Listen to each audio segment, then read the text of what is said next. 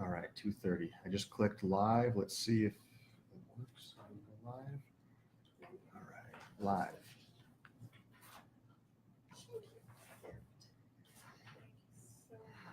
And to timeline.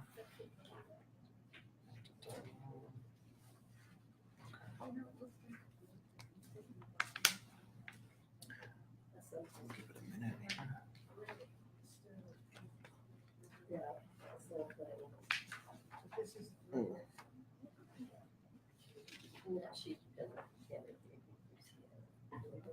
For our health meeting.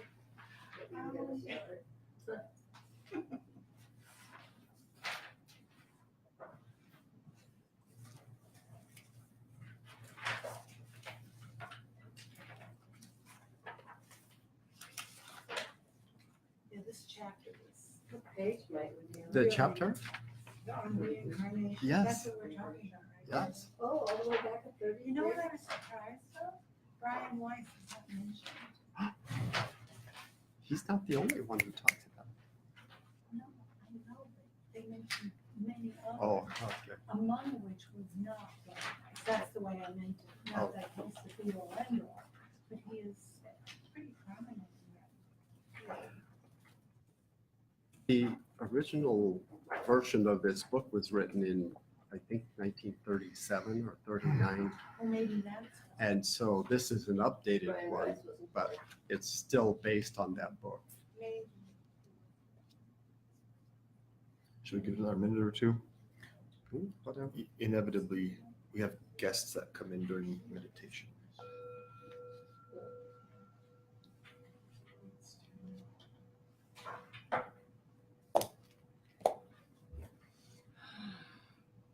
All right, I guess we'll do our meditation. Let's go for it.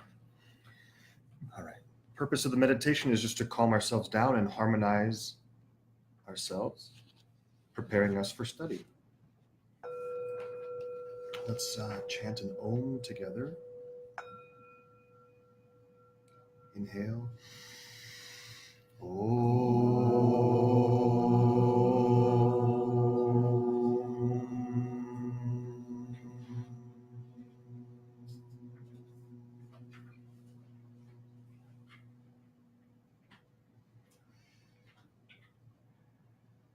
Just a moment of stillness.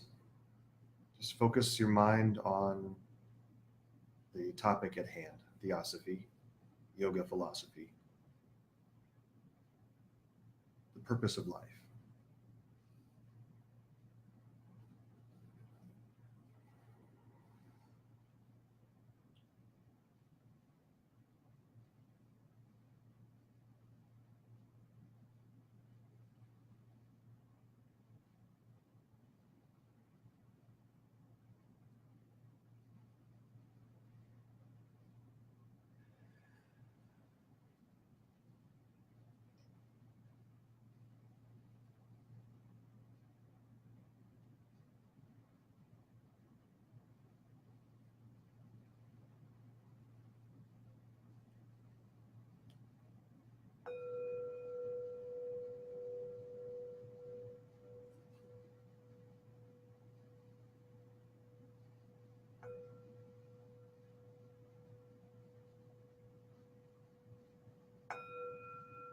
Let's chant Om 3 times. Inhale.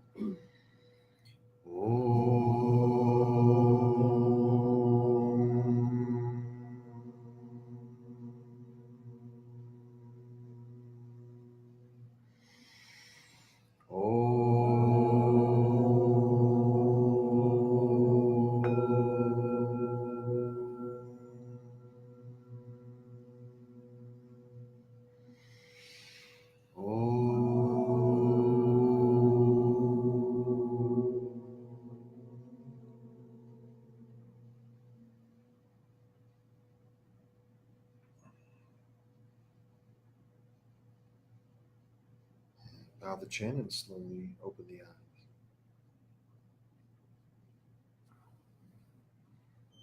Welcome to our 9th session. Rolling right along. It's going well. Chapter 5. Actually, I think we're on 6, are we not? Four, So, are we on 6? Oh, wow. Okay. How did that happen? Hi. How did that happen? Oh, Cayman. wow. Oh, look who it is. What's up, Hi man? there. Hey. I need a book too. You might need a Just book. listen. You can just listen. Oh, I knew you would do that. You know that guy, right? Yeah. Thank you. Cayman, you probably haven't met most people, but you know Terry and my mom right there. Hi, how And are you? Fine, how are you? Came in, nice to meet you. I came in. Deborah. Hello. I can- Jerry. and that's Roger. Hello. This is his place. Yeah. Thank you. We have several people online as well, so just so you're aware, we're broadcasting. Now I the know, camera I goes saw the flyer. okay, It said live. and from I'm time to not time, being filmed. the camera turns around and it goes Oh, that I'll direction. have So my glasses okay. on. All right. So as always, to our online students, please let us know if the audio is inaudible or if it is audible. And if you have any questions, please type in the comment section. All right. So Cayman, this is our 9th one of these, and we've been working through this book here. And it's an introductory study course on something called Theosophy. I've mentioned it before, but just in a very short summary, it's the comparative study of science, religion, and philosophy. Perfect. Okay. Right up your alley, right? Right up my alley. Okay. Let me tell you a little bit about HPB is. Roger, I'm going to put the camera on you, sir. I'm going to talk a little bit about what HPB was saying in one of her books. She was talking about the masters and the adepts.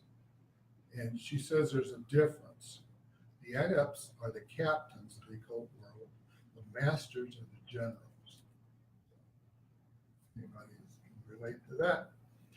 And she also said, as they rise in spirituality, they rise above the difference of race to our common humanity. Adepts are the links between men and gods. And somebody says, well, what do they do? And she says, they keep alive the spiritual life of mankind, chiefly by teaching their souls direct. Regular periods, they try to give the world a large of the right understanding of spiritual things. One of the number of things coming forth to teach his masters is handed down to tradition through the foundations of religion. Krishna was a master, Zoroaster was a master, Buddha was a master, and also the Nazarene, Jesus, was one of the masters. This is whom you call Jesus. We count on him to be one of the greatest among us.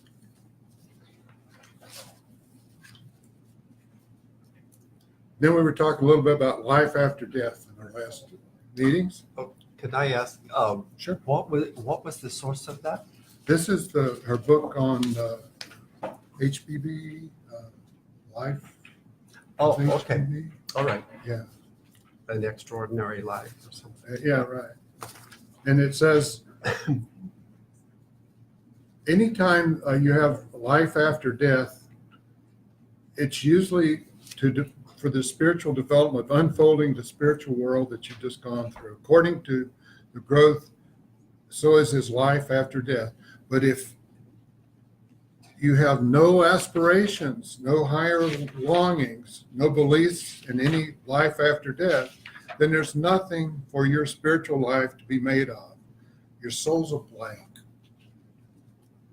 You reincarnate immediately, almost without interval, and without regaining consciousness in the other one. Now, an interesting thing that she had back here on this next page was, what is the most important thing necessary in the study of Theosophy? Do you have an answer? The most important thing necessary. It's easy. Common sense. Yeah, that's what I was going to say. I said ethics. I thought it was that. No, common sense. And it says, far more. would you place a second?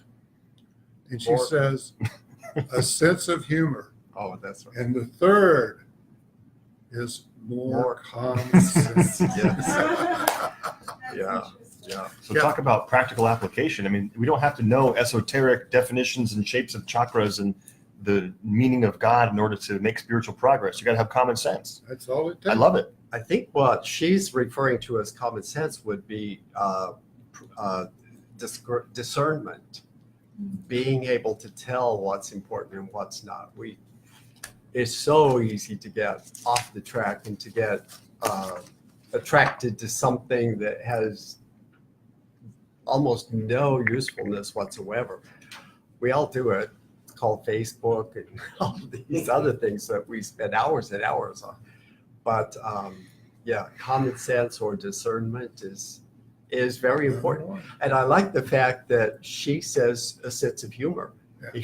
If you take yourself too seriously, Nobody else will either. you're not a good candidate. The masters and the adepts don't take themselves as seriously as we do. They're joke about themselves, and they're not offended if someone disbelieves in them or says something negative about them. It just they're not affected by that. And they're completely willing to laugh at themselves and to make they actually have a very good sense of humor. If you've ever read the Mahatma letters to AP Senate, you see that they have a very fine sense of humor, and they speak English better. Thank you for bringing that. They speak English better than I do, at least KH does. And their command of the language is phenomenal. If you want us to go through that again, we'll try and do it less than 3 years next time, right? Yeah, well, Excuse me. you never Are know. the adepts and the masters spiritual beings or real human beings like we are? Real. She said, are they real? I mean, are they physical? They can be, or No. they cannot be. It's up to them. They can actually take parts of themselves into some other place too. They don't have to be all in one spot. They're unique. So yes, what he says is correct. They have the choice of whether or not they want to have a permanent physical body. The only one available to them is the human body, like ours, but of course it's the most perfect available because they have no karma like we do. So there are no limitations other than the physical limitations of a human body at its most perfect state. And for them, that is a severe limitation because their consciousness is way far beyond our own. So to them, they perceive that as a tremendous coming down, so to speak, because their normal field of activity is at a level far beyond the physical. So it's a big sacrifice on their part if they do that, if they choose to be in a physical body. As Roger kind of touched on the other thing, and that is, even if they don't have a permanent physical body, they can create a temporary one at will, but they seldom do that unless it's something extremely important. It's fascinating to talk about and discuss these adepts, these beings. And there's a theosophical book that we can recommend if you're interested in learning more of the basic concepts of who they are, how they operate, where they came from. Are they real? Are they super real? And that book is called The Masters and the Path. It's by C.W. Leadbeater, an early theosophist. And it was one of the books that Terry and I both were introduced to early on in both of our theosophical experiences. And it dives into the question of, should you even believe that they exist? What evidence is there for these beings to exist? Why should they exist? So it's very basic questions on, hey, I don't know, I'm not too sure about these adepts or masters people. It's a good book to start exploring. I just want to say one more thing about what Roger quoted. The book he was quoting from is, in my opinion, the best biography of H.P. Blavatsky. It's a book by Sylvia Cranston, written around 1980, I believe. And the name of the book is The Extraordinary Life of Helena Petrovna Blavatsky. So if you have never read it, and if that appeals to you, it is by far the best book about her life. Hey, Stephanie. Should we talk about reincarnation? Sure. Okay. Chapter 6, reincarnation. We spent about 30 minutes on this chapter last meeting, but let's do a short regression back since we have a much more full room this week. Glad to see everyone here. It was a holiday last time, so. All right. What does reincarnation mean? Well, it's a compound word. Re meaning again, into, carne, flesh. So there's a chapter in our book called The Recurring Dream, and we discuss this idea of re-entering a state of experience, state of growth, and then retracting and pulling back into a state of pause, a state of rest. And this is likened to a cycle of any type. Cycles always mirror other cycles. And we've mentioned this many times, how the microcosmic cycles mirror the macrocosmic cycle, and the life cycle is no different. So in the incarnate period of our existence is where we gain experience. When we're in a physical body, we're living and interacting and growing, learning. And then when we're out of carnation, can I say that? Can I say when we're out of carnation? Is that a phrase? No. No, you just said that. No, you can't. When we're not incarnate, can I say There that? you go. Okay. That's when all of the experiences and lessons are absorbed and assimilated and actually turned into powers, abilities, capacities, energy, wisdom, and knowledge. And that happens below the conscious self. And that happens in between lifetimes. So all the experiences for the 70, 80, 100 years that we're living here, yes, we learn while we're doing it, but the real essence of it is absorbed and assimilated in the in-between. Okay. Both of these are cycles, obviously. The daily cycle, where you sleep and wake and are active and inactive, and the life cycle, where it's decades.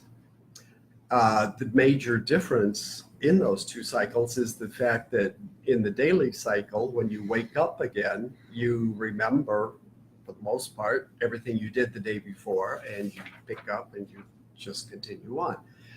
In the life cycle, it's different. You don't remember any of the details. And yet, there are these nagging things that you sort of remember, but not really. And it leads you through the experiences for the next lifetime. So in one sense, you do remember, but you don't remember in any great amount of detail.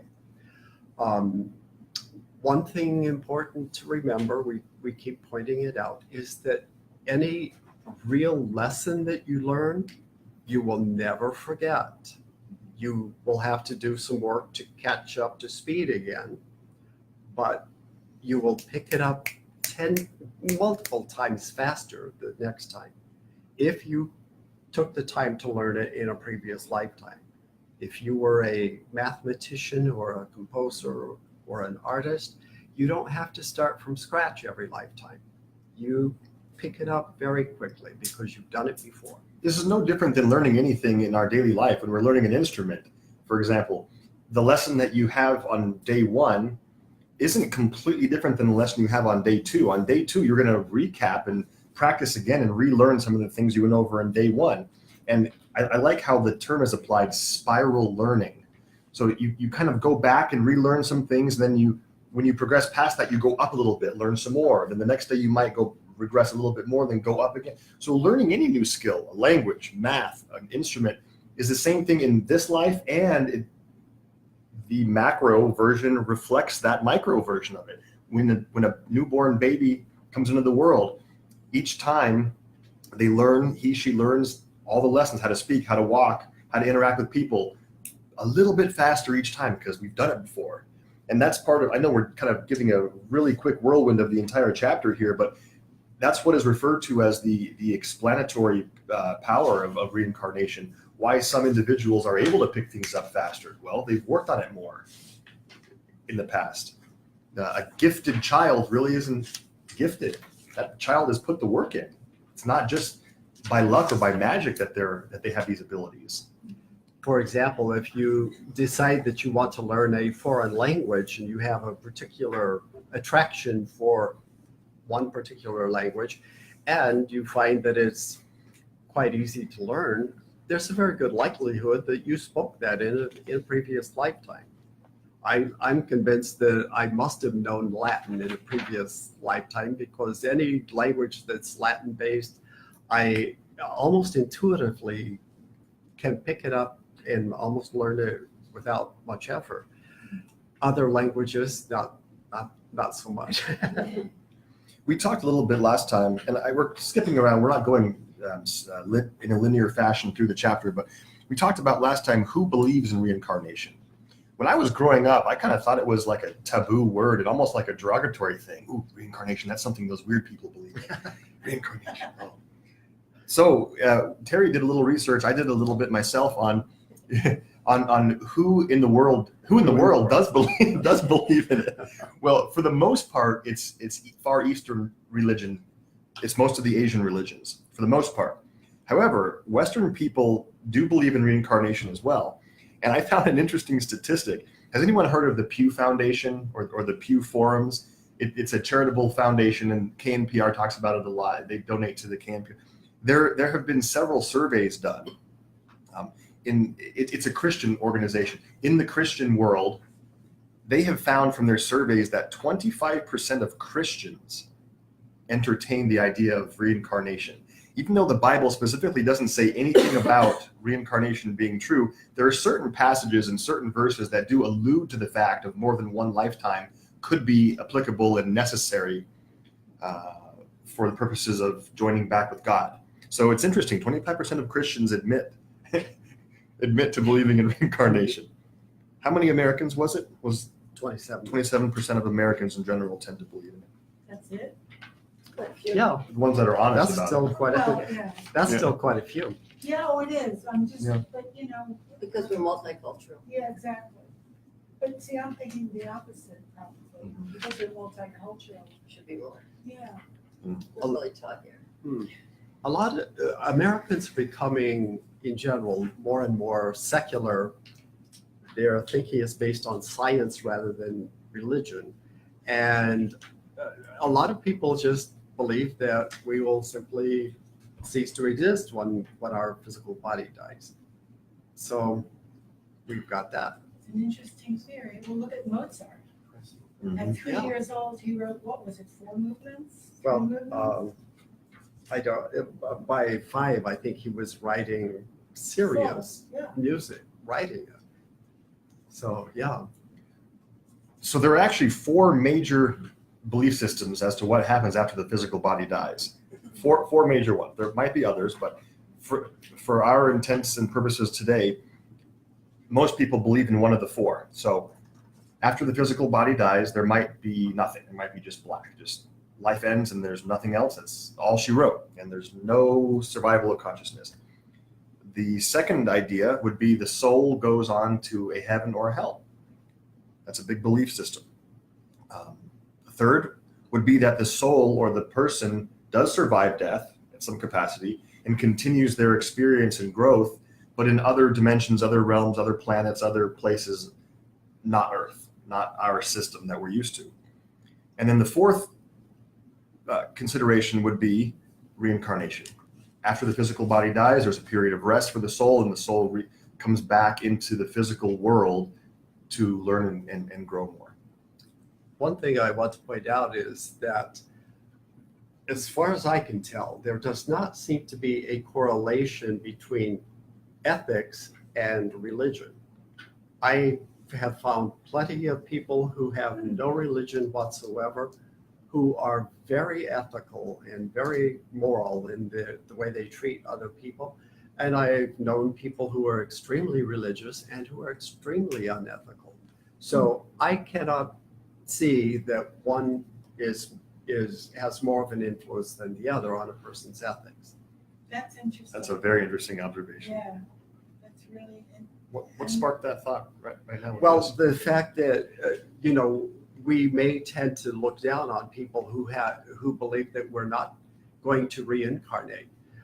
Religious people quite often say, "But how can you have morals if you have no religion?" Well, it's not based on your religion, from my point of view.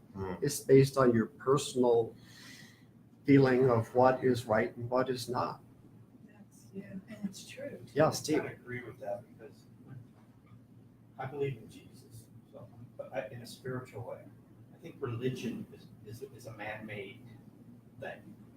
So I think you can have God, believe in Jesus, and I like this reincarnation vehicle because it makes more sense. Mhm. It really does. Even though it seems like maybe it's man-made, but maybe it's more like what you're talking about. It comes from people who've experienced this more and they gather more knowledge, like you two that are giving it to us. It makes more sense to me. That's why I come every time, because I'm always looking for what is God's plan for us, and how did He make us, and how did He put us here, and what does He want to do with us after? And this plan really is the one that hits me the most. It's accurate. And I never studied reincarnation or any of this stuff before I had the pleasure of joining you guys. Okay, cool. Just makes sense. You've Like heard the you talk term, about though. the common sense. Yeah. I believe in common sense. And that's exactly what it is. That's what attracted me to it, was I the don't fact think that there's a separation of God and spirit and relief and Yeah. what we believe in. Yeah. I just totally believe church is man-made completely. there are plenty of indications that is the case, because we really don't have to have religion. We can certainly have our own spiritual beliefs, and that's another thing that I believe, is that being spiritual has nothing to do with being religious.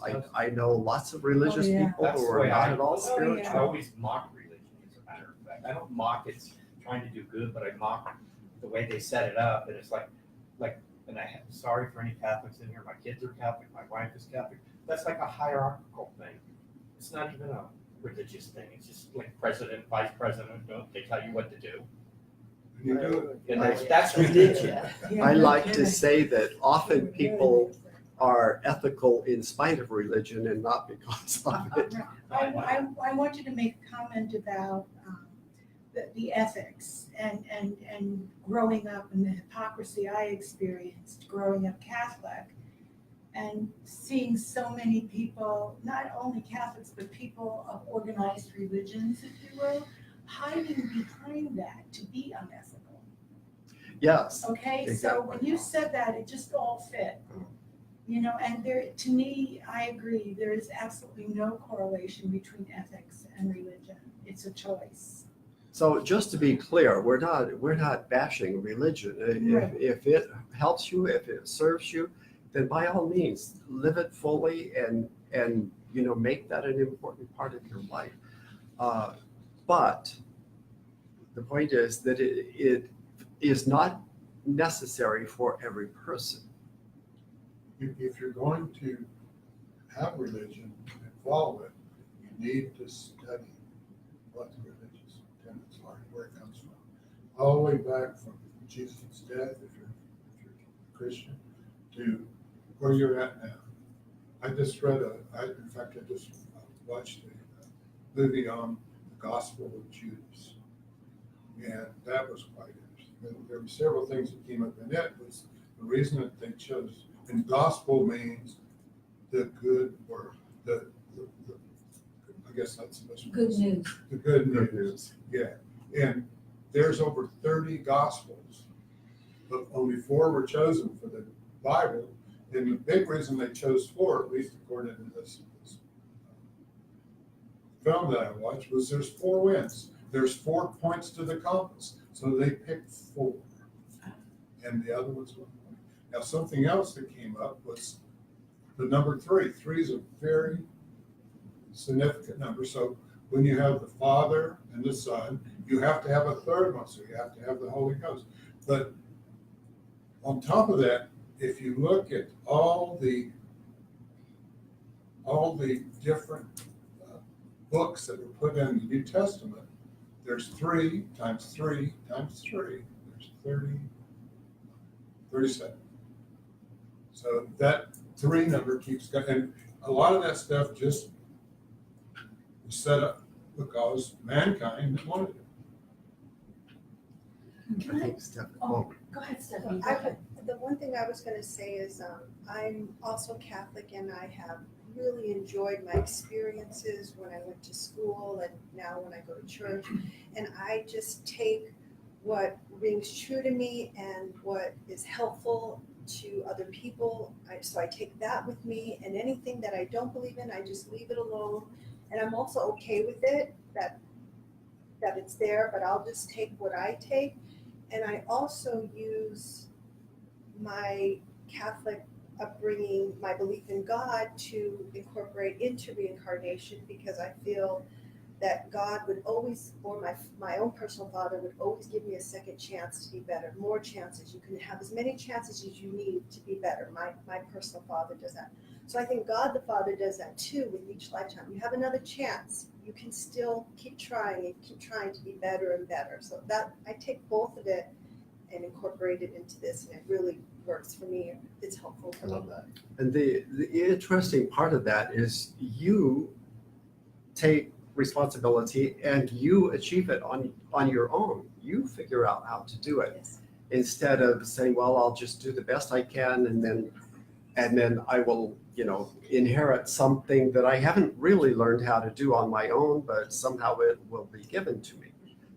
To me, that makes more sense, that we have all the time and all the chances we need to accomplish that, but we do the work. We Yes. have to make it happen. Yes. It also takes a little bit of the pressure off of Yes. us to succeed at such a sometimes unattainably high level, which causes us stress. Certain cultures uphold suicide if you're a failure. If you're a perceived failure, you commit suicide because you failed. But if you believe that, we have more chances. Okay, one foot in front of the other. Little progress is all we need. We have more chances at this. Yeah, I have a question. It's not related to anything we've been talking about. I've just been wondering about this. What is the Theosophy's position on creation versus evolution? Well, the theosophical point of view is that it's a combination. Science says that everything is just haphazard, and things that give a certain species an advantage are retained, and things that don't help get left behind. Theosophy Natural selection. Theosophy teaches that there are spiritual beings which oversee these processes and who interact with them, but they use the whole natural process of evolution. So it's a combination of both. But I mean the beginning, because In the beginning. creationists believe that God created everything, and evolutionists don't believe Well, and this is important, and it goes back to our theory. How can you have a stick with only one end?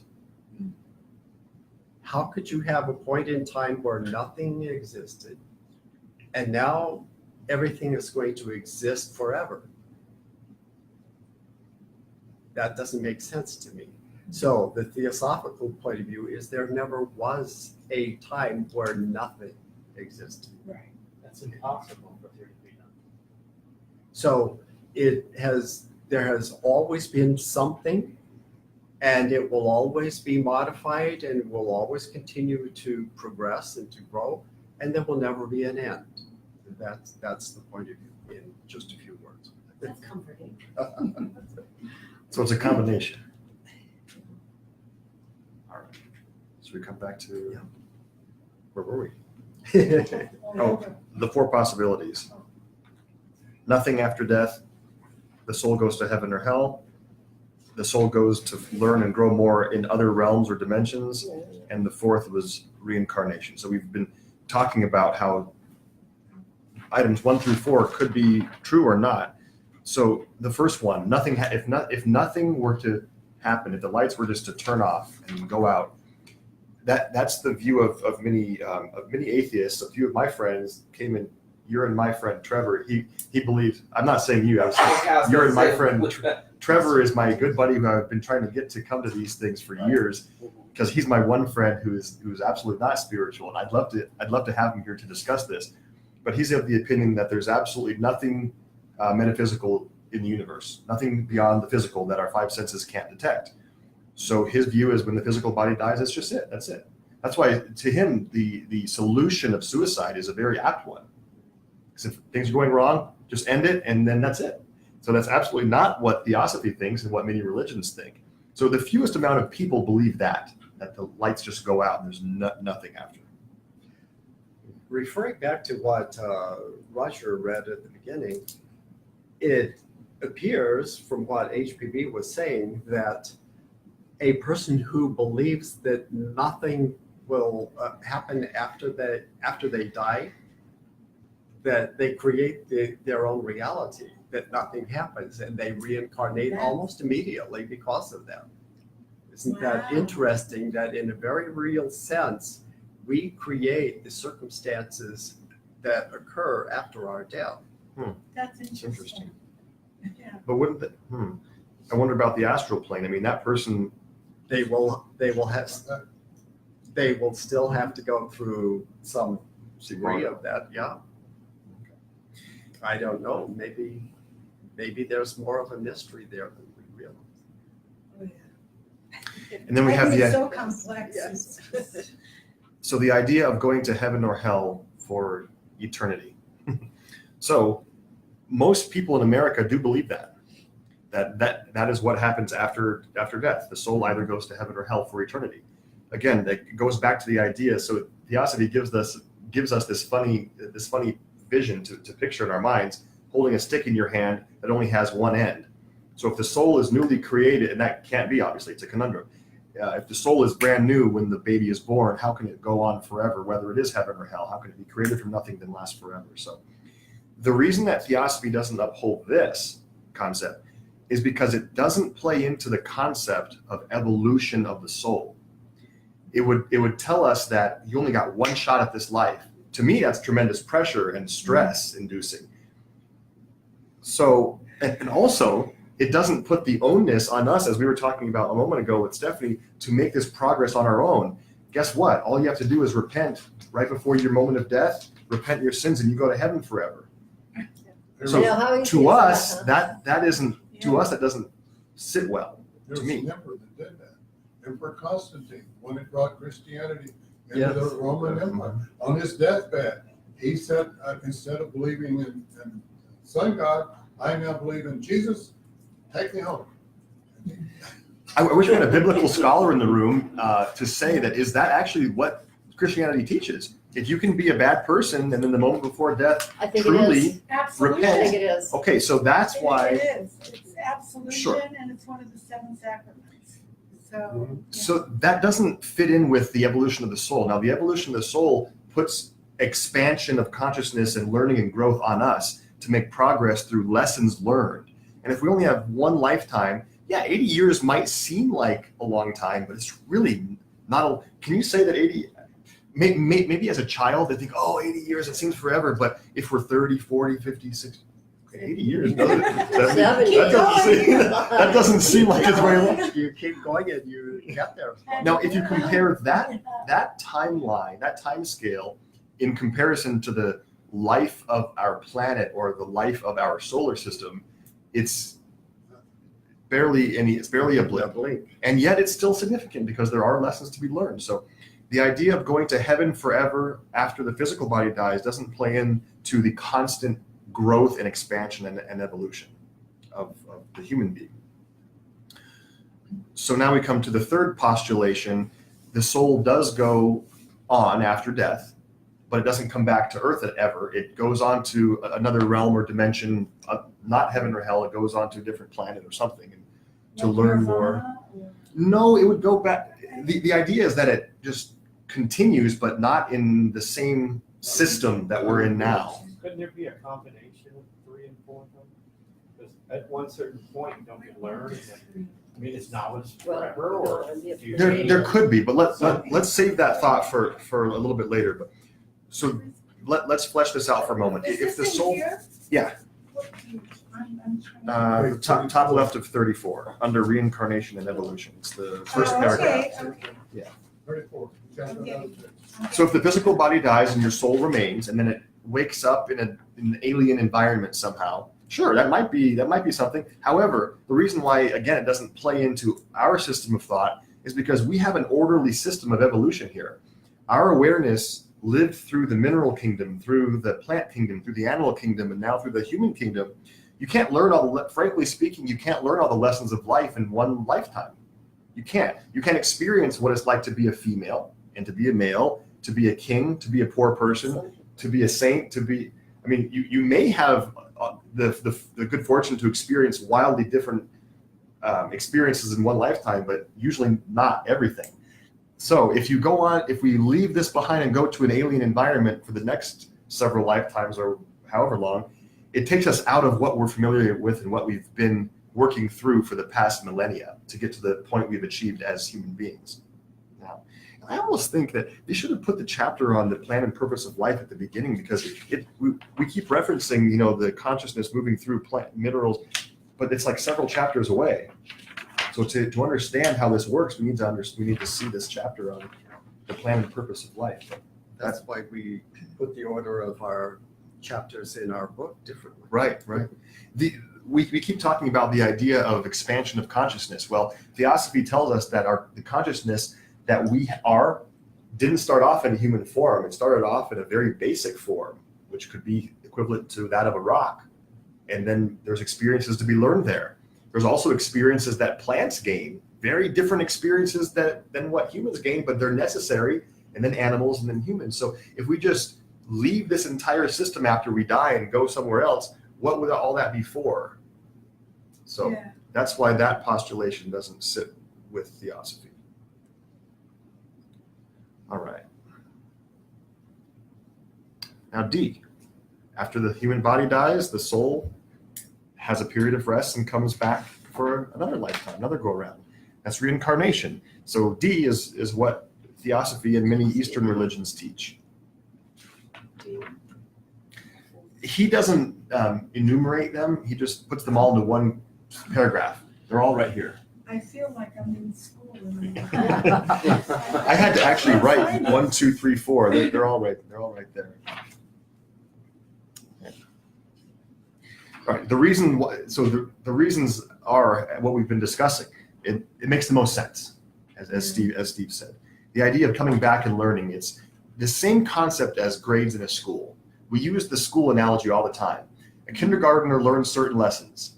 Then they have a summer break, and during the summer break, many of the lessons are assimilated and they're remembered and they're absorbed and learned. First grade, different lessons than kindergarten. Then there's a summer break, a period of rest, coming back to school for second grade, and it goes on and on until graduation from elementary school. Then there's a junior high, there's a graduate. So there are these different phases or stages of expansion, continual growth. Same thing with reincarnation. We come back and learn different things each time. School ground. It's a teaching ground, exactly. And some people learn faster than others. That's right. The important thing is once you catch the vision of how things work, it speeds up incredibly. Yeah. Because now you're in tune, hopefully, or you're in the process of making yourself in tune with the way nature works. And once you grasp that, it takes off very quickly. And it becomes an innate part of who you are. Exactly. And you're willing to let go of things that don't serve you any longer. That's the biggest obstacle, is that we get attached to things far beyond when they are useful to us. All of these things are useful in their own time and in the proper place and time. But eventually they also become an obstacle, and you have to be willing to let go. And until you make that part of your personality, this letting go.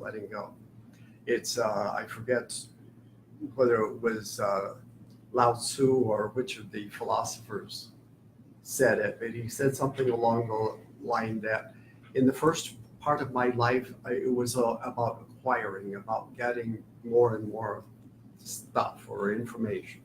And he said, in the latter part of my life, it's about letting go of it. And see, I believe also that those belief systems that no longer serve us or whatever they are, I believe also in other systems in the universe that help us astrologically, planet aspects to natal planets. I do believe they produce an energy because I've seen it over and over and over again with people going through certain things and looking at their planetary aspects. It's like they're being asked, well, they're not being asked now. They're being, like a 2x4 upside their head, saying you've got to let go of this. It no longer serves you. And I think, personally, that without those systems to help us along this kind of stuff, they're just so beneficial. So talking about how it makes sense, how it's kind of a logical, that does seem very logical to come back again and again. We discussed the idea of why and how Mozart and similar child prodigies have been able to do what they've done at such a young age, but those are considered to be gifts and pleasurable experiences for people. Now, what about the opposite? There are plenty of situations where children are born with tremendous difficulties, and we started the chapter last week talking about this conundrum as to God being all powerful, omnipotent, and yet He allows this to and there isn't a satisfactory answer that I've been given in religions to that. And there's a word for that. Yeah, exactly. There's a word for that conundrum, and it's called Theodicy. It's the idea that God could be all powerful, all wise, all knowing, and all present, and still allow tremendous suffering to occur. So reincarnation. Are you looking for it? It's on page 32. Theodicy. Oh, okay. Top of the second column. Reincarnation explains this. Is that similar to free will? That's always been whenever that has come up, why we not allow this, I always thought God gave us free will and then we just choose. So I've always thought it was the reason there's suffering or pain or any kind of destruction is just free will. We have the choice. And since we don't know. I don't know that any divine being gave us free will, Sure. but it's part of the natural flow of events. Plants and animals don't have a whole lot of free will because they are ruled by their instincts. The species has a certain set of instincts and they just simply follow them. Once we reach the human kingdom, we have enough consciousness that we have earned, that we have attained, that we now are able to start planning and plotting and scheming and then we find out that there's a lot more responsibility that comes along with it. We now are responsible for the actions, so for the results of our actions. And so that's free will is just part of the evolutionary process. You took the words out. I know. It is that. It is part of the evolutionary process. And We talk about the knowledge and everything. Maybe being disabled, coming in that form, is part of the knowledge process. Yeah, exactly. it is. Because if you're up here all doing good in life and you never experienced anything negative, how are you going to have that knowledge? Yeah, I sometimes think about the example of Stephen Hawking. Had the most serious, imaginable, debilitating illness, and yet what he accomplished was phenomenal.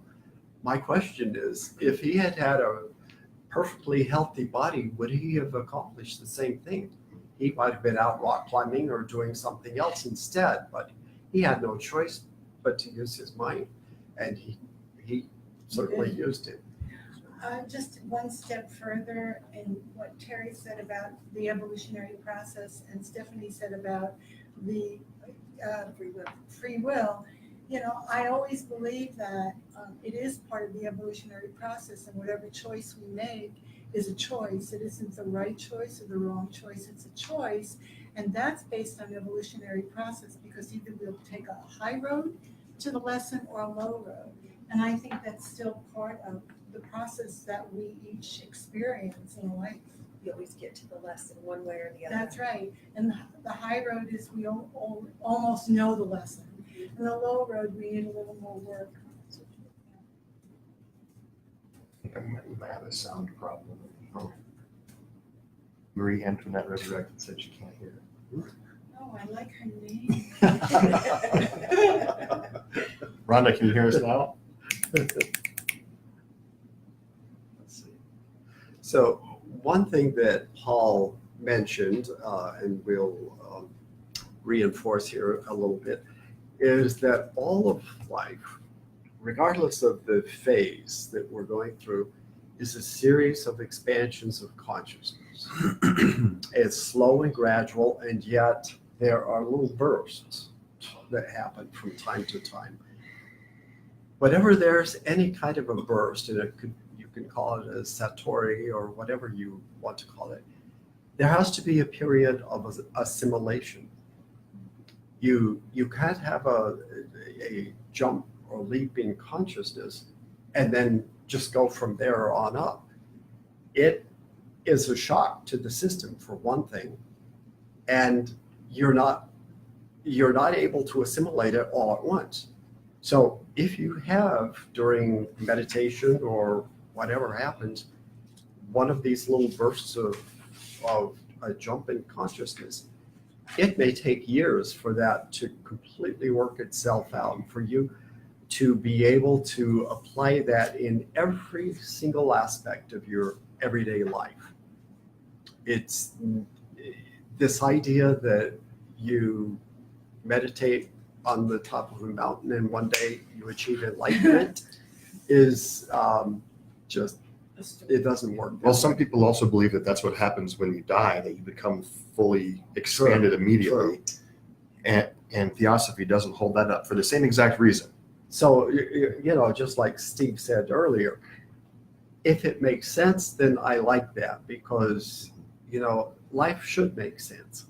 And I could accept the fact that there are lots of things we don't yet understand, but I hope that with time and effort, I will understand all of those things that at the present, I'm not able to understand.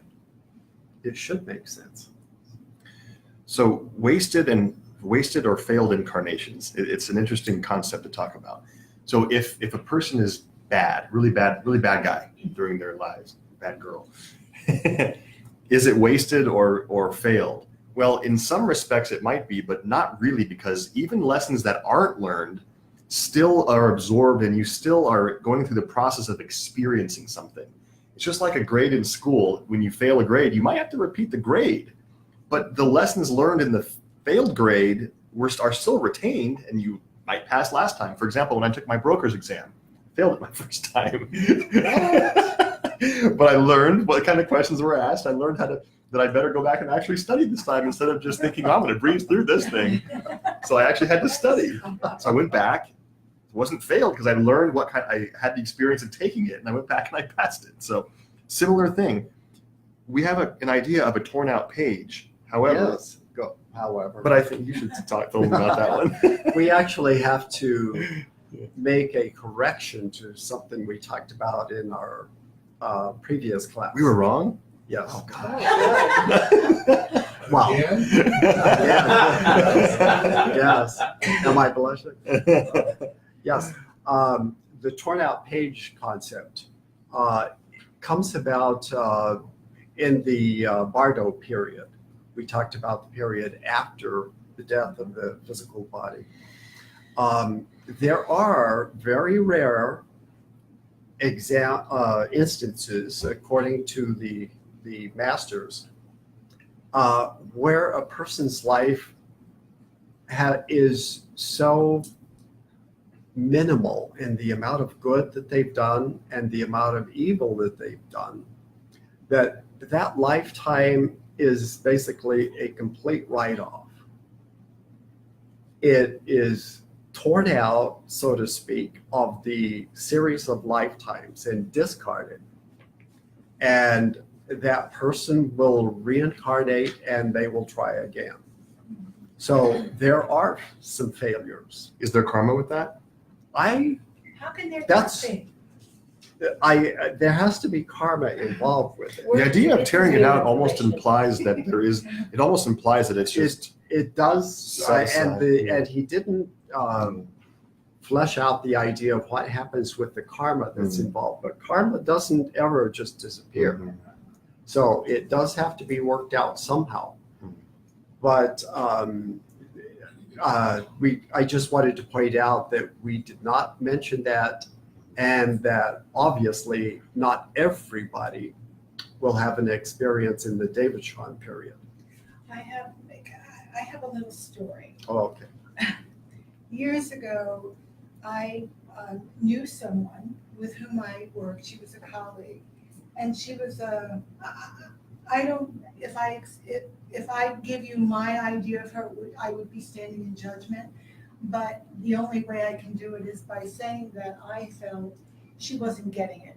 She was an angry person who wouldn't let people touch her, who didn't want to advance to any level of spiritual or religious information,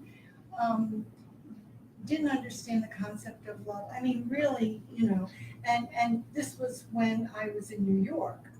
And she one day, and she was obese, she was over 400 pounds. And she was a hermit.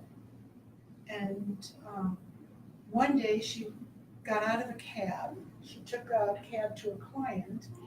And instead of, in Manhattan, I don't know if any of you, but you never get out on the driver's side. You never. You will be mowed down. And she got out on the driver's side, and she knew better, and a bus hit her. And she was immediately pronounced dead. So I was telling this story to a friend of mine who was an intuit, and she said to me, she stopped for a second, and she said, you know what? She wasn't getting it. They took her out.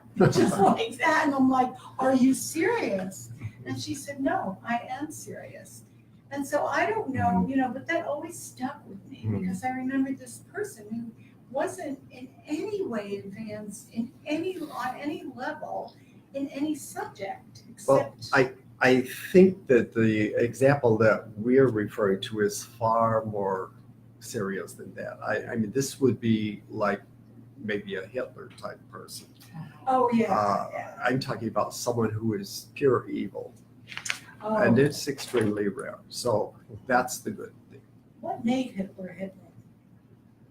I mean, from an evolutionary. See, Actually, I that's asked a myself good that. subject to discuss when we get to this chapter on karma.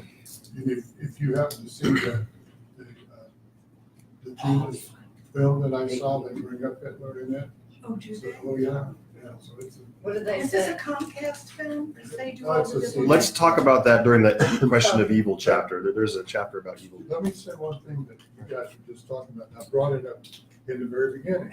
What HPB said, if you have no aspirations, no higher longings, no belief in any life after death, there's nothing for your spiritual life to be made up of. Your soul is a blank. You reincarnate immediately, almost without interval, and without regaining consciousness. That's interesting. So that's what you were saying. You didn't listen to what I said. I actually was listening. Who's heard the term transmigration before? I have. Heard it? What about metempsychosis? So certain circles and traditions refer to reincarnation as metempsychosis. It's almost a synonym, so it's important to bring that up. However, there are a few differences. Actually, I want to flesh this out a little bit more. The HPB and the Theosophical writings first introduced this idea of reincarnation to the Western world, a lot of people had the idea that reincarnation meant coming back with an understanding of everything that was experienced in the previous lifetime. And and the common idea of reincarnation was exactly that. So she used the term metempsychosis instead of reincarnation so that it wouldn't create this confusion in people's minds. And in the long run, it ended up creating more confusion. So if you read Isis Unveiled and some of the early writings, when she's talking about metempsychosis, she's referring to what we now call reincarnation. But she made that distinction because of the idea, the mistaken idea that most people had about what reincarnation was. So that's the main point, is just to be aware that in early writings, metempsychosis refers to exactly what we call reincarnation. Now, the third word that we said was transmigration. So sometimes that's used to refer to reincarnation as well, but in Theosophy, we use that to describe transferring to a different kingdom of life. Instead of coming back in the form of a human being, coming back in the form of an animal, for example. And other cultures do believe in that. They call that reincarnation, but we don't. So in other cultures, I believe it's in Buddhism actually, they believe that it's either an honor or a curse to come back as certain animals. So in Theosophy, we don't teach that that's possible because of the system of evolution of consciousness. I love what John Algeo says. If a human being were to come back in the form of an animal, it would be as bizarre as a college student enrolling in an elementary school class. You wouldn't go back into a primitive form when you've already achieved a certain level of consciousness. The physical body of a human being has so much more ability and more power to do things in the world versus a dung beetle. Or Mr. Ed. Right, or a horse. Yeah, exactly. How do we know humans have a higher level of consciousness than animals? How do we know that? Well, we're building societies. The simple life is better. And then Well, maybe it's that's an elevation above us, where we're struggling through every little aspect of life. Maybe they have a higher consciousness. Maybe. In some onto something. In some aspects, yes. In some aspects. They are certainly more in tune with nature than we are. They're not worried about going to the store. Yeah, You know, exactly. all these things that we bother ourselves with every day, they don't have that bother. They're just to live and die, period, pretty much. Well, yeah. So So my observation. someone asked me one time, do animals meditate? It caught me completely off guard. They're And, a higher form of I thought about it for a moment and I said, well, they don't need to meditate because they're completely in tune with nature and with In life. the moment. We're the ones who are out of tune. I mean, they could have experienced everything we experienced already and said, hey, you know, that's possible. It's all possible. That's all It is possible. possible. It is possible. That's true. Except for the ones that are in the commercials. You know, those commercials. Oh, Tim is on. Hey, Tim Martin. Oh, it's good to see you. All right. Souls entering human king. Okay. Most of us in these metaphysical circles have heard the concept of new soul and old soul. So what that actually refers to is human beings entering into the human kingdom at different times. A soul that took their first incarnation in a human body millennia before another soul took their first incarnation would be older, having done more time behind bars, done more time behind flesh. So it doesn't mean that that one is better than the others. Again, back to the school analogy. 12th grader is not better than an 8th grader, just has had more experience, more time on earth. And the important part is for us not to be judgmental about it. We may think, like Paul said, that we're superior because we know more. But who's to say that someone who appears very simple doesn't know more than I do?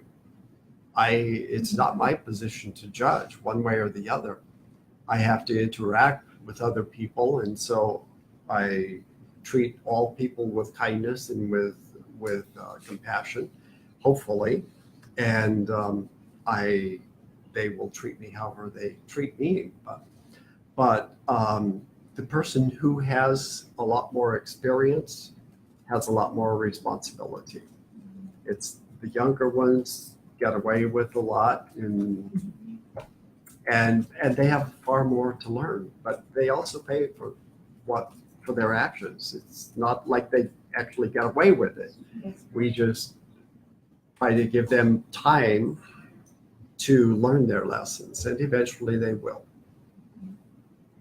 But that's what older souls do. Yeah, exactly. We're kind, we're compassionate, and we're understanding, hopefully. Now, And we're assuming we're older souls. I was gonna say it's often presumptuous. speaking more to the concept of eternal progress and evolution and the different kingdoms of life, the animal kingdom expands as well, and there's consciousness that exists in animal bodies. And at some point, there's a jump that is made. And Mom asked me this at lunch the other day. How does that happen? How does the jump happen from one kingdom to the other? I don't know exactly how it happens. It's just when the consciousness is ready for a bigger and better form, physical vehicle, the chimpanzee soul incarnates next lifetime into a human body, for example. And lessons that are learned in the animal world are learned at different paces as well, and different speeds, and different numbers of incarnations are required to learn certain lessons. And that's part of the reason why souls enter the human realm at different times. They come in waves also. Initially, new souls enter the physical realm in waves. There's a name for that? Oh, that's It's interesting. just called waves. Waves, okay. That's Groups, really interesting. soul groups, basically. It's Yeah. well, it's basically like the grades of school. You don't have them coming in all during the school year. Well, You in August. you collect. You let them all collect up to a certain point, and then they all go in, and then you have another one waiting, for the next year. And even in those groups, there isn't equal advancement either. Yeah. It depends on people's ability and willingness and recognition that there is a path happening here. So just like some kids in school don't realize, they don't get it. Kim, and you're a teacher, right? Have you ever seen a kid who just doesn't care about graduating, they just show up because they have to, and they don't really give a crap about being there? There's many. There are many of them. Right. Or they may Right. have to repeat kindergarten. Oh, who had to repeat kindergarten? There's a theory on that too. It's more like the kid who doesn't want to do it. It's about like their need. They don't see a need to be in school because it doesn't supply what the need that they want. And the other kids who do want to do well in school and be successful, that is their need. So it's like a philosophy thing. They're not trying because they can't do it. It's because they feel there's no need to do it in their mind, possibly. So That's this- similar to our concept here. It's very This similar. again points out the need for us to be very accommodating. We've got all of these disparate people, Right.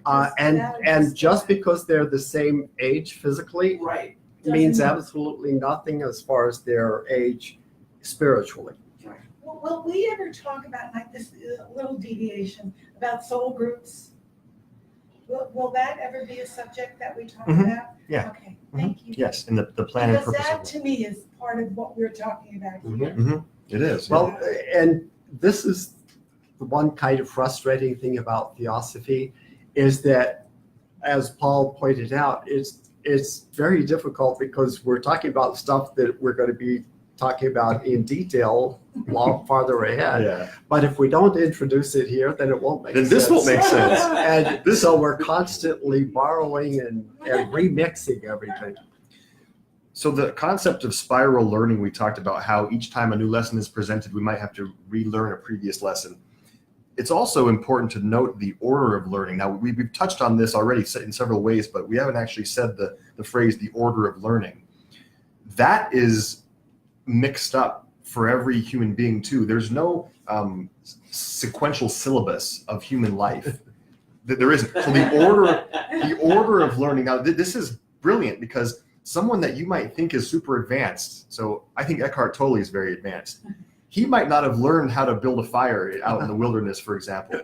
You know, the saint or the Pope, for example, might not have the skill of bandaging a wound or hunting for food. So he might have to incarnate into Papua New Guinea next lifetime and learn how to hunt. I'm just giving an example. So that's the key, though.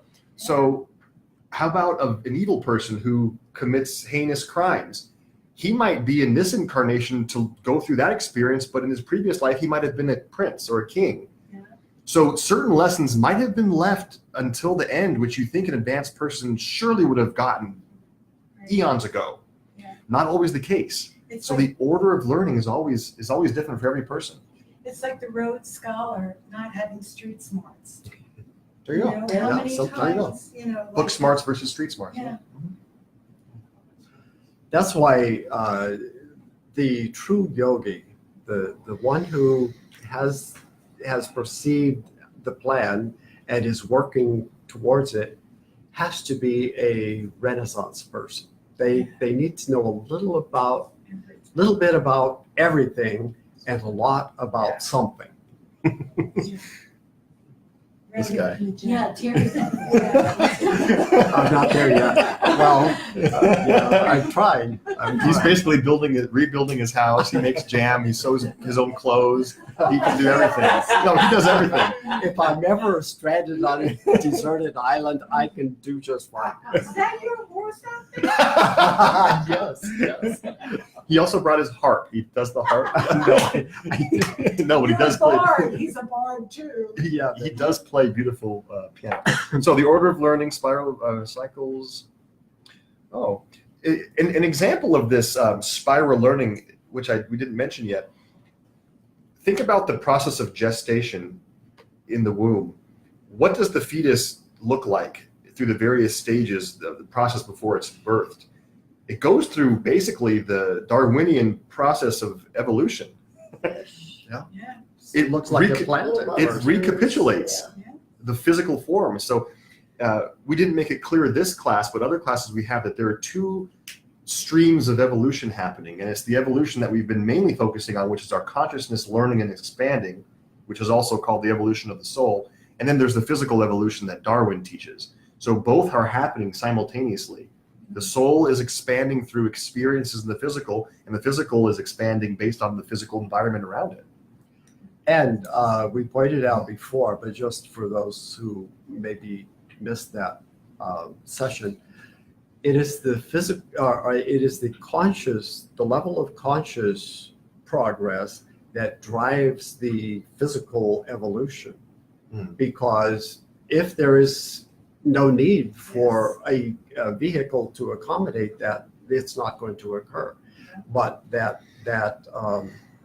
conscious evolution will require a better vehicle that can express it adequately and properly. They're tantamount to each other. Yeah. So the next section is the explanatory power of reincarnation. I mean, really, we've been talking about how it explains things the entire class so far. So we've already touched on the huge variation in human capacities, and I mentioned that gifted children really aren't gifted. from that isn't free. Don't tell them that. Exactly. From the theosophical perspective, they've worked and they've earned and learned what they are exceptional at in this lifetime. They've practiced many times before, and their abilities almost seem special or magical or gifted. They've been touched. But reincarnation is one explanation for that. So also conscience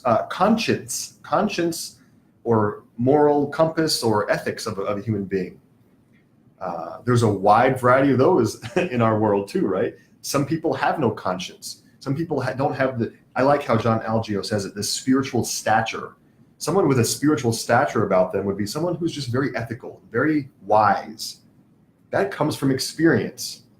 We normally equate that to an old person, right? An old person is wise, but a young person can be very wise too in their conscience. Someone who just would never hurt anyone, who would just go out of their way to be kind and to not hurt and to always do the right thing at any cost. That's a spiritually advanced person, no matter of their age in this body. It's also important to note. You know, I agree with and believe in everything that you're saying, that, you know, love and compassion are it, kindness, you know, those are the things that we aspire to.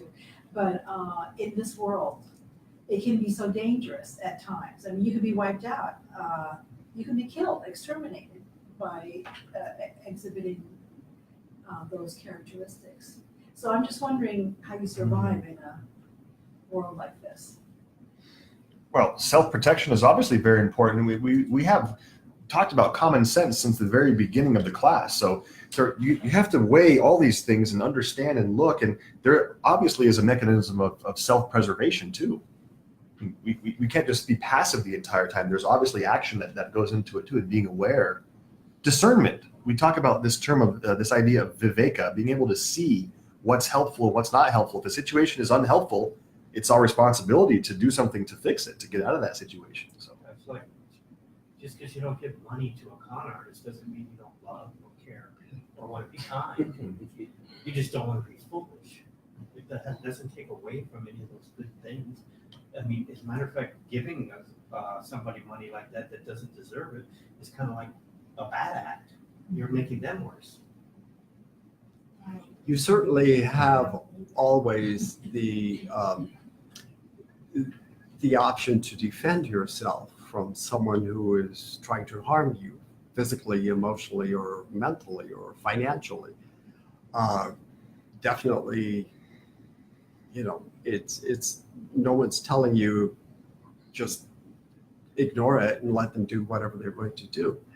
But don't you be the perpetrator. Yeah. Treat people with kindness, and even if they are evil, still, be, accommodating, but protect yourself, certainly. And isn't there a measure of divine, see, and I believe this from spiritual, more of a spiritual sense, like when you're that type of person that I think many of us aspire to be, I believe that there's a purity in that, and there's a protection in that, and it contains Exactly. a divine measure. That's what I call it. I don't know, but so I Right. think you're being protected and loved. Yes. So, And you're absolutely right. The person who is a very good instrument for nature and for the divine is protected. And it's for that very reason, because they have earned that protection and they do so much good in the world that these beings who are far more advanced than we are actually are watching and will protect them in whenever they can, whenever karma permits.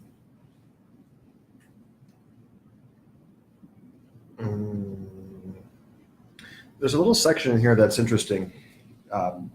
Cultural traditions that are accepted in that culture, but aren't necessarily proper or good in the larger scheme. And we can probably think about many of these if we start talking about the details, but what is good for evolution isn't always what is accepted in a culture. Think about genital mutilation, for example, or stoning, or like I mentioned at the beginning of class, suicide is accepted in certain cultures when you are Very, perceived very. fit. Very. Exactly, in Japan. Right. So we would implore followers of any of these cultures to again protect yourself. I mean, if it doesn't seem right in the grand scheme, we can remove ourselves. We don't have to be victims, so to speak, of tradition. Tradition isn't always good or healthy or helpful for evolution.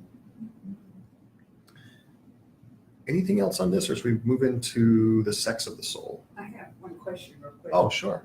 Do you have to believe in reincarnation to reincarnate? It's an interesting question. Well, isn't that like the person you were talking about that didn't believe, Yeah. and then who died, who left his body or her body, and then Comes right back. comes right back. Well, we're certainly not the judges, and we certainly don't have all the answers, but this seems to make sense. This seems to be the way natural law works to us. That would mean 75% of the US did not reincarnate. Right? Yeah. Because they don't believe it. Unfortunately, according to the theory, everyone has to reincarnate until they graduate. So I would say that's probably a no. Or actually, yes, even if they don't believe in it, yes, they will still Well, as long as reincarnate. you lead a good life, not even necessarily a spiritual life, but an ethical, good, moral life, then karma. Next chapter. Okay, then what happens then. Either I'm gonna be sitting at the right hand of God, or I'm gonna reincarnate, right? I mean, I think what Roger read at the beginning of class had as an intention that what we expect to occur after we die has an influence on what we actually do experience. The person who expects that they're going to go to heaven and be sitting on the right hand of God and be in the presence of angels and divine music will probably experience something very similar to that, and will be convinced that what their previous belief was is validated. So I think that's what that was getting at. But as far as getting rid of karma or getting around karma, I don't think that will ever happen. So that person will reincarnate too, Yes, even though this thing is the right hand of God. yes, yes, that's right. So there's a lot of Catholics in here, and this is difficult material for a lot of us to really Yes. comprehend. So what I'm learning in this, and I'm taking other classes and doing an enormous amount of reading, is it just gives me a different perspective on things. I don't have to buy into the whole thing or believe it, although the more I learn, the more this is making sense too. So as you said, it could take decades and decades to get it. Yeah. And don't be in any rush. All you do is put pressure and you cause stress on yourself. One of the first things we have to learn is to forgive yourself. Don't put yourself under pressure. All that does is slow you down. And the more you try to speed up, I've got so much to learn, the longer it takes you, because you're actually slowing down your progress, not speeding it up. Plus, knowledge is not what's good. Knowledge is what's good and evil. So if you had a consciousness of soul when you went back into your body, we would all go, well, we can't be evil. So we'd never learn that form. So we can't, that maybe explains why we don't remember when we're in the soul state. So when we come back, we still learn. Knowledge is only one part of the equation. We've talked about how important it is that you have a certain degree of intelligence in order to make rapid progress. But that's only a part of it. The other part is wisdom. If you don't know how to use that knowledge properly, then all of the knowledge in the world won't help you. Something to help your wisdom. Go review, all the Catholics, go review. Go review the First Ecumenical Council of Nicaea, okay? That's a really important one for your studies to actually start. First Ecumenical Council of Nicaea. It was put on by Emperor Constantine. So it shows you where the Bible's at, it shows you what Jesus really is, how they decided how that's going to work. The whole getting to glory was usually wrapped up right there in that. So, First Ecumenical Council of Nicaea. This might be a good time to give our mission statement here that we talk about sometimes. So our mission statement is is to make these teachings as practical as possible. And if it doesn't give you something to do in your life today to make life a little bit better, then it's not important, Carol, to believe in anything. There's no belief system here. And yes, I know we don't know right now in our conscious minds, we don't know what happens after death. We might go to the right hand of the Father. We might reincarnate. There might be nothing. Use these ideas to apply them to your life to make life a little bit better now. So in a practical sense, what does that mean? Well, if I'm going through life hurting other people and harming, maybe I'll come back and have to deal with those kinds of lessons myself. So maybe I shouldn't do that now. That's a good thing to glean from this and apply. It doesn't really matter the details after death, right? What matters is what's going on, what we can do now to change something. So we always want to make it as practical as possible. And this plays into a conversation my mom and I have all the time. And we talk about how many people believe this or believe that. And it's funny how you just mentioned, Deborah, that if 75 people won't reincarnate, they'll just vanish and just evaporate after well, my mom and I talk. Population would be going down. Exactly. My mom and I talk about the idea of Christians who believe that the majority of the population of Earth will go to hell. Oh, yeah. And they don't say it that way because that sounds mean and mean-spirited. But the majority of humans are on the planet are not Christian, and therefore they'll go to hell. So you can look at it any way. I don't want this to be a belief system. I want it to be a practical guide to use to make life a little bit easier. Yeah. One of the first things that really hooked me into Theosophy was what they said about, we want you to follow your religion. We hope you're practicing it all the time. But, by the way, do you mind if we study it? And that study, it really got me and brought me into not just Christianity, but Hinduism, Judaism, Hinduism, the whole kit and caboodle. I love it. Stephanie, you were going to say something? I'm reading a book now, and it's called The Disappearance of the Universe. Yeah. And oh my God, that is really blowing me away as far as all of my belief system, and as far as who Jesus was, and then talking about the Gospels and everything. So I feel a little guilty. If I die right now, am I going to go to hell? Because I'm doubting. And so it's difficult for me. I'm brand new at it, but I can't stay away either. It's fascinating. She's hooked. Here's a good one for you. Isis Unveiled. Isis Unveiled. Yeah. Stephanie, were you going to I say keep something hearing there? about that. I was just gonna say that it's a practical and it's also a comfort, I think, to believe in reincarnation, because you have a second chance. My comfort comes that I believe my family will reincarnate together, and possibly I always say to my dad, I'm gonna be your father in our next life. That's my favorite thing in the world to say and to think, that I'm gonna be his father and show him the love that he showed me. So reincarnation for me is both a practical, like how do I live my life so that I don't have to suffer in the next life, but also it brings me a lot of comfort knowing that I'll be with my family again, or maybe I'll be my, You would be your father's mother. so yeah.